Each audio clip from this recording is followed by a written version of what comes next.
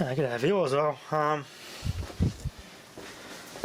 Yeah, my parents bought a new house not too far from here, so it's bigger. It doesn't have much room, but it's got a bigger backyard, so they can extend and put a bigger shed out the back. So I will probably have this place to myself. I live here with my girlfriend, so I'll have more room here for my stuff now, for the man cave stuff.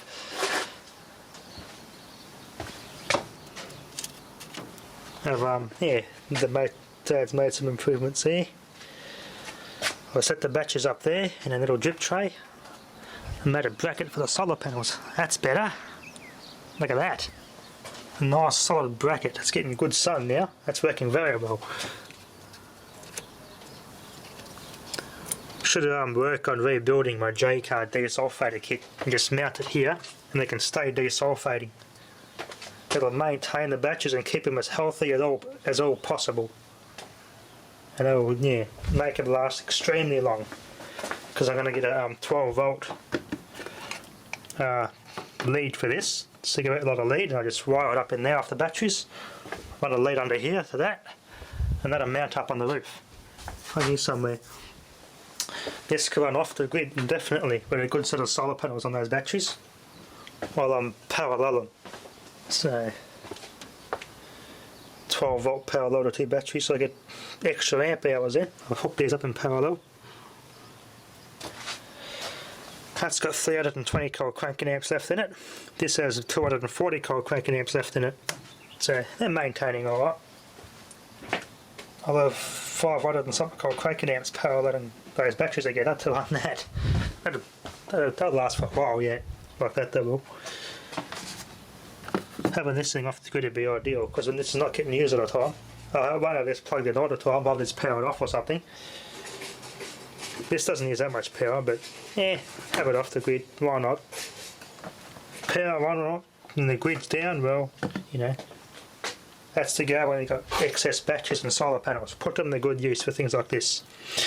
Anyway, let's test this time switch.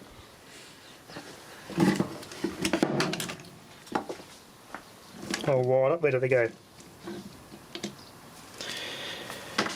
Alright, I'll plug it in, see if we can set the time on it. There is a date code in that too. It's a fairly recent model, that time switch. Click. I'll get this lid off. I've got two hands here.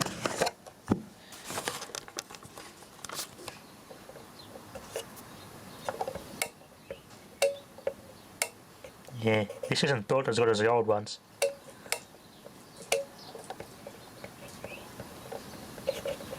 How much can I put in this thing? 6 different settings on it. Set the date. There you go, it's pretty easy. Simple. I'll unplug it.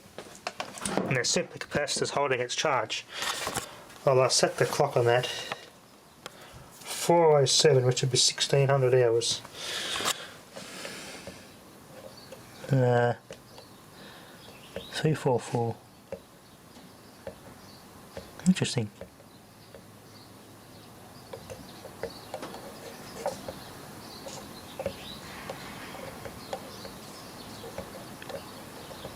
I'll learn how to use it eventually. It's not hard to use, but to get this thing apart, it's like the old one. You just pull it.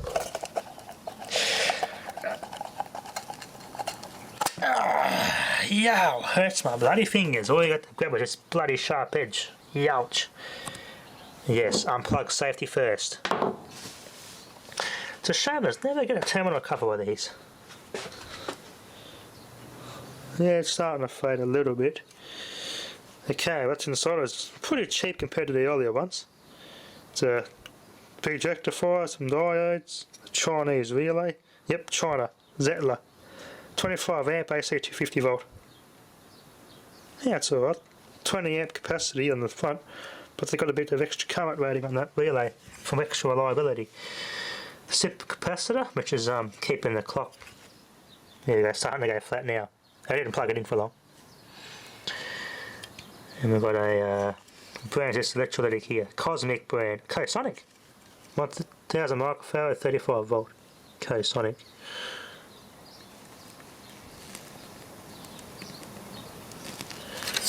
That's a little the brains of the circuit here. Can't read that. That's the clock part, I think, there.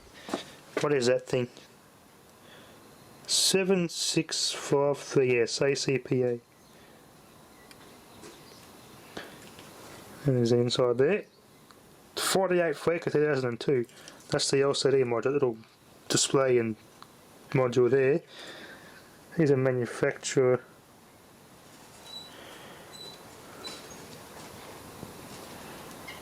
I can't get a good angle on it so I can see.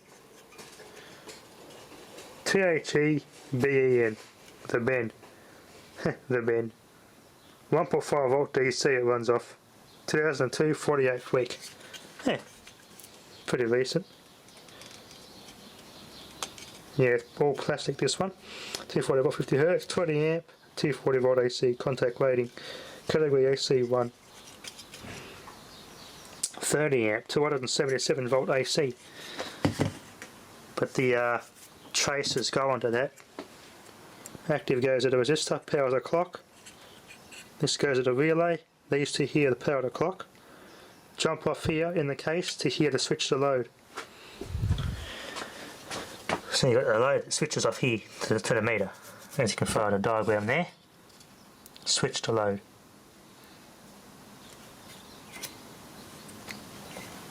Yeah, 30 amp. It's actually a 30 amp relay. 1 horsepower? 1 horsepower, 125 volt AC. It's like a well, there's these smart meters relays. It's like a magnet, permanent magnet. A coil physically pulls a permanent magnet, and it will stay in that place. Let's see. This is a Koenig. Interesting. Koenig brand. MKP capacitor, 1 microfarad, 275 volt times 2. Pretty good quality components in there.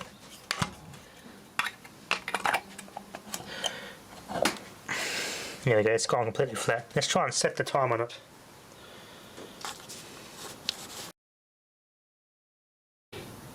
Set the day on this thing. The other ones, you just press the button and it selects the day and you can program it in.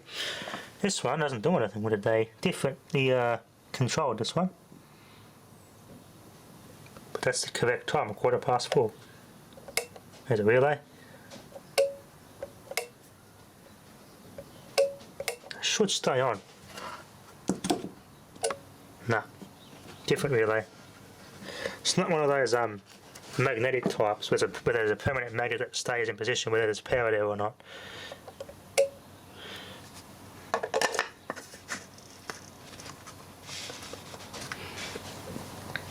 A little bit of a chip there, unfortunately.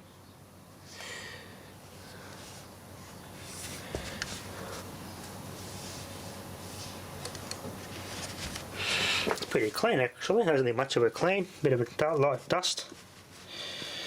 There you are. Once I figure out how to use this thing, it'll be good for lighting this. You can set it up for lighting on a time switch. So it's actually a 30 amp relay inside that, but it's 20 amp because of the contact traces on the circuit board for safety. So in theory it is a 30 amp time switch, but downloaded to 20 amp so you don't damage traces on the circuit board, which is probably not a bad thing, unless you can build it up with some wiring to the relay.